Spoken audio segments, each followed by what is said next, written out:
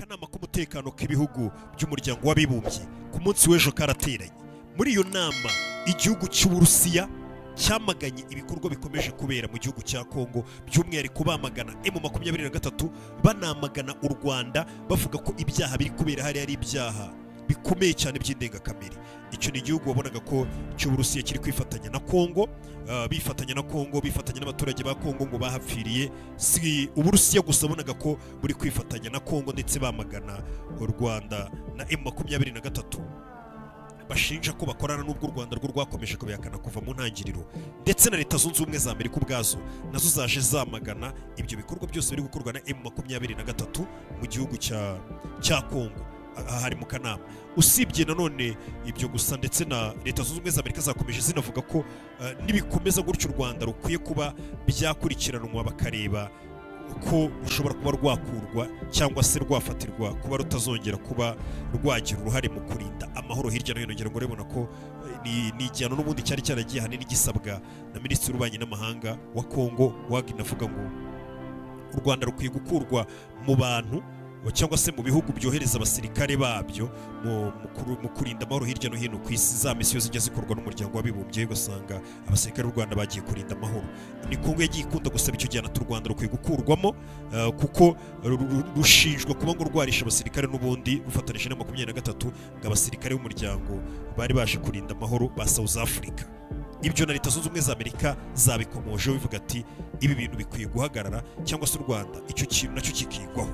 Ubona ko Amerika nayo iri kwamagana ibyo bikorwa ngo bikorwa n'u Rwanda ndetse na M23 muri Kongo byo gusagarira ubusugire bw'igihugu cy'abandi. Gusa nanone u Rwanda rwo rugakomeza kubihakana, rwo ruvuga ko ruba rurinda imipaka yarwo. Ndetse ibyo ngibyo byose nibyo tugiye kwinjiramo ibyavugiwe muri iyo nama, by'umwihariko uze kumva ibyo Kongo yaje gushinja u Rwanda muri iyi nama.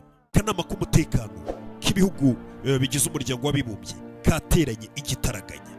Mu byinshi byavugiwe muri iyi nama hagiye hagaragaramo gutunga agatoki igihugu cy'u Rwanda ku rwego ruri hejuru cyane. Reka nkumvishe uno muntu tugiye gutangirana.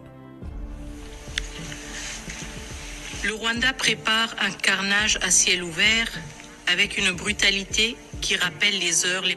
Uyu dutangiranye bamwita Kayikwamba Wagner. Uyu niwe Minisitiri w'Ububanyi n'Amahanga w'igihugu cya Kongo. Mwagiye mumubona henshi. Uyu mugore ni intyoza, ni umuhanga, yari kuvuga ibintu, afite ukuntu avugamo ibintu ukabona ko ari ibintu yateguye biri ku murongo nta guhubuka. Icyo cyo murakizi ko uyu Minisitiri w'Ububanyi n'Amahanga wa Kongo, uyu Wagner, afite uburyo avugamo neza kandi ibintu ukabona ko ari kubyumvisha abantu. Twagiye tumubona kenshi ari kurega u Rwanda, niwe mukunze kubona azenguruka hirya no hino asaba ko u Rwanda barufatira ibihano, asobanura ibintu, asa nkaho ari ibintu ubona ko yateguye neza cyangwa se byateguye neza n'igihugu cya Kongo byo kugira ngo bishyirishe mu Rwanda, kugira ngo u Rwanda rufatirwe ibihano bikomeye n'imiryango mpuzamahanga. Hano hari mu kanama rero k'umutekano k'umuryango w'abibumbye kabaye, ni inama yabaye igitaraganya itunguranye, ndagira ngo wumve ibyavugiwemo.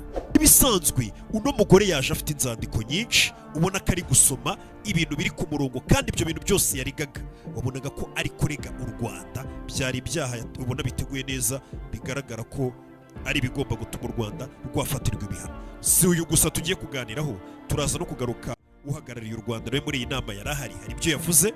Uhagarariye u Burundi muri aka kanama k'umutekano uhoraho nawe yarahari. Icyo Burundi bwavuze kuri iki kibazo cya Kongo kiratunguranye cyane, ntabwo ari cyo mwagira ngo mwese mwiteze ko Uburundi bwari kuvuga. Uburundi bwavuze ibintu bitunguranye cyangwa se bitangaje, ndetse ibyo biraza no kutugarura ku kirego kiri kuregwa abasirikare b'u Rwanda, bavuga ko igisirikare cy'u Rwanda ubwo ni RDF, bavuga ko ngo kiri gushinjwa kwica abana bato.